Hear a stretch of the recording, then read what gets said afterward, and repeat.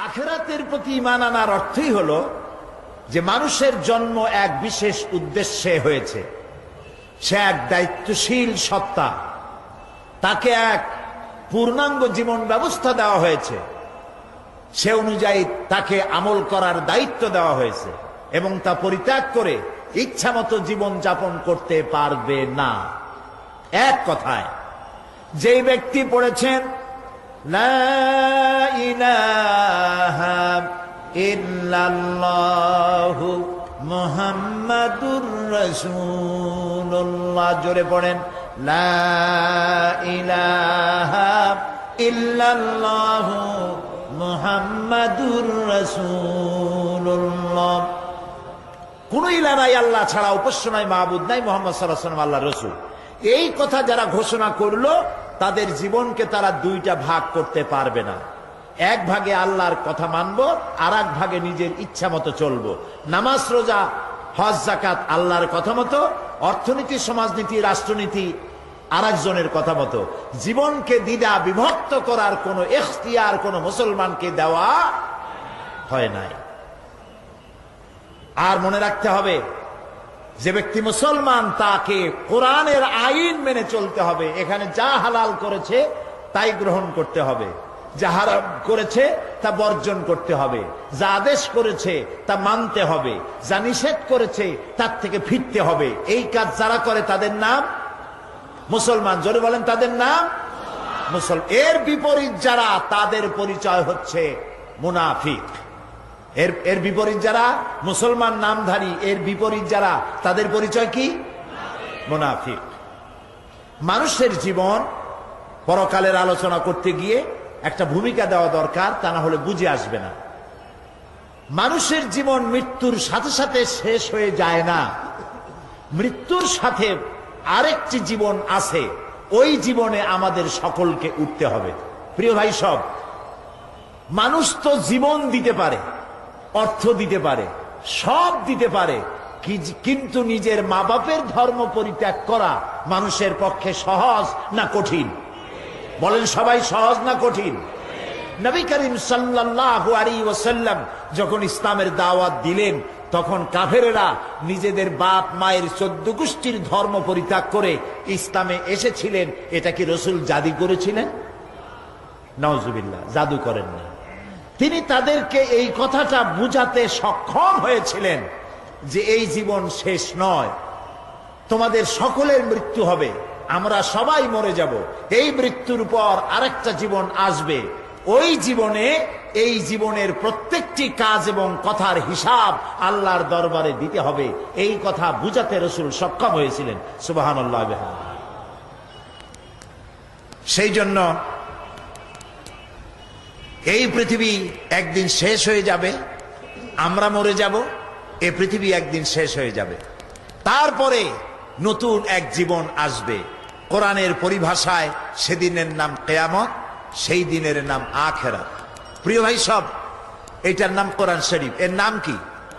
এর মধ্যে কয়টা পারা আছে? 30 পারা।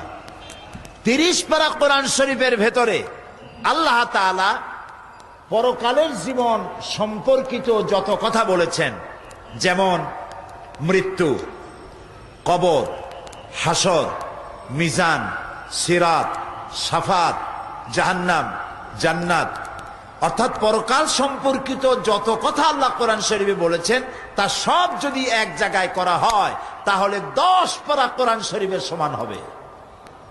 তার মানে গোটা কোরআনের 1/3 পরকালের কথা বলা হয়েছে। একটি মানুষ ভালো হওয়ার জন্য যে আয়াতটি আমি বাছাই করেছি আপনাদের শোনাবার জন্য, এই একটি লম্বা আয়াতের ব্যাখ্যা যদি আমরা আমল করতে পারি, গ্রহণ করতে পারি, দুনিয়ায় সার্থক জীবন, পরকালে জাহান্নাম থেকে আল্লাহ মুক্তি দিবেন। আমরা বলি আমিন। আখিরাতের উপরে ঈমান আনার কারণেই মানুষের জীবন সুন্দর হতে পারে এবং জীবন সুসংহত হতে পারে। পরকাল হবার একটি যুক্তি এভাবে দেওয়া যায়, বহুত যুক্তি আছে, তা আমি দেব না, এক কথায় বলি। সারা বছর ব্যবসা করার পর যেমন হিসাবের জন্য একটা দিন আসে, সারা বছর পরীক্ষা দেওয়ার পর, লেখাপড়া করার পর পরীক্ষা দেওয়ার যেমন একটি সময় আসে, অনুরূপ ভাবে এই পৃথিবীতে জীবনকাল শেষ হয়ে যাওয়ার পর একটি সময় আসবে, যেই সময়টার নাম হলো কিয়ামত, যেই সময়টার নাম হলো আখিরাত। এই কিয়ামত কবে হবে এটি প্রশ্ন। আল্লাহ রাব্বুল আলামিন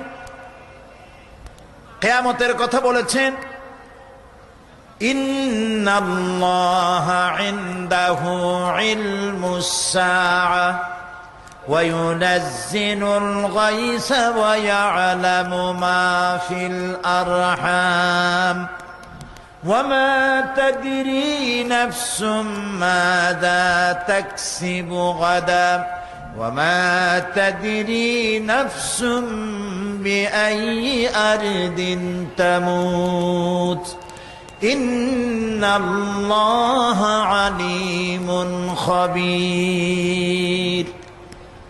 ইন্নাল্লাহা ইনদাহু ইলমুস সাআহ, নিশ্চয়ই কিয়ামত কবে হবে এই জ্ঞান আল্লাহর কাছে। এই জ্ঞান কার কাছে?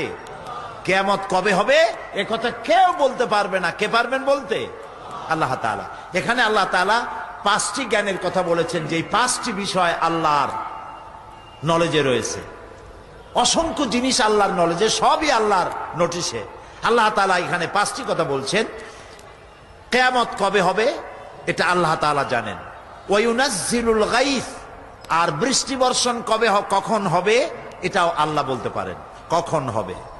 রেডিও, টেলিভিশন, ব্যারোমিটার যন্ত্রের মাধ্যমে আবহাওয়া পরিদপ্তর তাদেরকে খবর জানায়।